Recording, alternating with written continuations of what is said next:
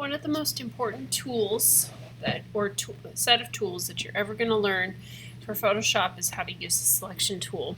And this assignment is just going to briefly go into detail on how to use these tools, but there is a whole bunch of other things that you can use them for later on. We're going to start with a file that I already made for you.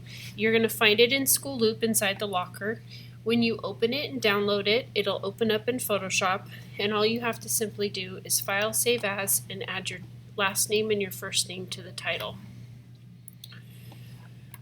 If you notice, I've already got your layers nice and organized. We're going to start in a layer called Layer 1, and we're going to start with the box. The box is going to be outlined with a set of, from the set of marquee tools. It's called the rectangular tool. And if we're going from corner to corner, I'm just going to simply go from the left corner to the right, trying to stay on top of the already designed line. I'm then going to go ahead under Edit and go to Fill, and I'm going to choose a color. As soon as I click on the word color, it's going to give me options. You can choose whichever color that you want. We're going to go ahead and hit OK. Now, I want to go ahead and get out of here and move on to the next one. A keyboard shortcut for that is going to be Command D. Command D is deselecting.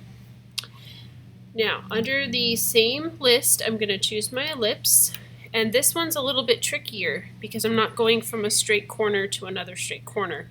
I'm going to try to find the center to my ellipse, and I'm going to start to drag out and then hold the Option and the Shift key. It's a little bit different than in Illustrator. Illustrator, you can automatically start by holding the Option and dragging out, but for Photoshop it doesn't work that way. And I'm going to go ahead and let go of my mouse first and then let go of the keys. If it's a little bit off, that's okay. Don't worry, we're not going to be going for perfection. What I really want to focus on is the fact that you made a perfect circle. And then we'll just go ahead and fill this. If you want to give it the same color, that's fine. You can just hit OK, or you can come in here and change the color. Okay, we're going to go back to using the rectangular marquee, and I'm going to look at this shape and I'm going to notice that it's pretty much made up of 3 individual rectangles. The first one is going to be the taller one, and I'm going to line my marquee or marching ants against the lines, and then I'm going to let go. And then I'm going to hold my Shift key. The Shift key is going to allow me to add a selection to a selection, and I'm going to start my mouse off in the left, not on the line, but on the left, and I'm just going to drag across and try to match it as much as I can. If you don't get it right, you can just come in here and do the same thing and go over and just keep adding until you make up the difference. I'm going to go ahead and line up my tool again, holding my Shift key down, and now I've got a solid shape. Fill, color, I can hit OK, Command D to deselect. Okay, now those work for shapes in this that look like this, but for some shapes like the polygonal tool or polygon, we don't have a shape inside of here like that. So I'm going to actually use the polygonal lasso tool. And the nice thing about this one is that when I click once, it allows me to go to my next anchor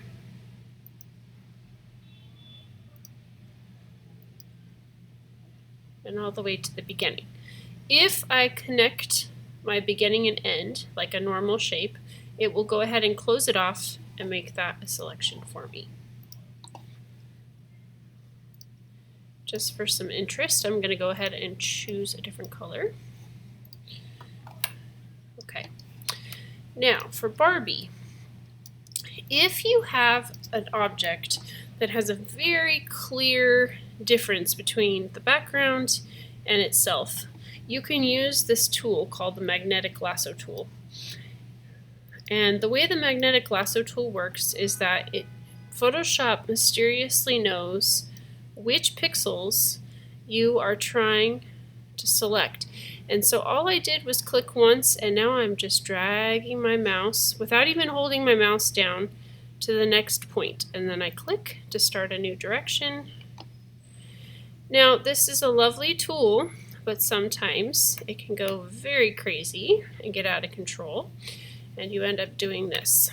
So if this happens, you can go ahead and double click and then just deselect. So Command D and start over. So I'm going to go ahead and keep going all the way.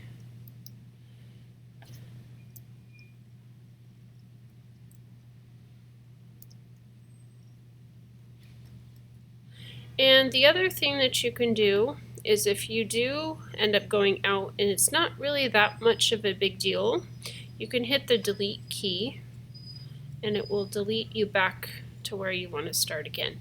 So if it doesn't get too out of control, the delete key will help you. I'm going to go ahead and click down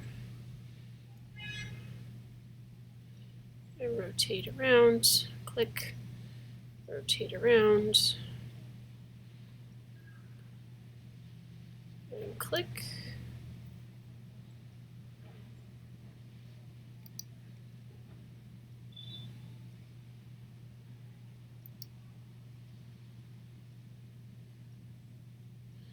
And every time I get to a different point, I'm going to go ahead and release and then just start again.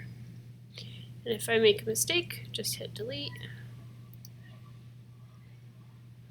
Take your time with the eyelash. Doesn't take that long if you do it slowly but precisely. Okay, so now I have enough to fill in, and I'm going to make this bright pink for Barbie, like that. Okay, so now we have all the different selection tools for as far as the marquees and the lassos. Now we're going to work on what's called the quick selection, and we're going to spend more time with this later, but we're going to go ahead and switch layers to the cat layer. And I can also hit Command D to deselect my Barbie. Okay, the quick selection, which is also W on your keyboard, is going to allow me to hold my mouse down and just simply click a couple times, not even that, inside of the eye. I want to grab this eye, so I'm going to hold the Shift key down, and now I have my eye selected. I'm going to add a layer effect to the eyes. I want to change them. So what I'm going to do is I'm going to isolate them. I'm going to Command C, Command V to paste. And if we take a look, if I turn off my original cat, I've actually taken my eyes and separated them. So now I'm going to double click on layer 2, and I'm going to have some fun with some of the settings. I can change the color overlay, I can put a pattern on top of the kitty eyes. There's a lot of different patterns to choose from in here that you can look for. And if you want to, you can change opacities down. So I can go ahead and change the opacity of the color overlay of my patterns. I can give the eye an inner glow. I can change the color of the inner glow. The only thing is you need to probably go down to multiply so it shows up a little bit better. You can change the opacity, make it darker, make it lighter. You can spread out your glow if you want to make the cat look like it's mysterious. You can add all sorts of features.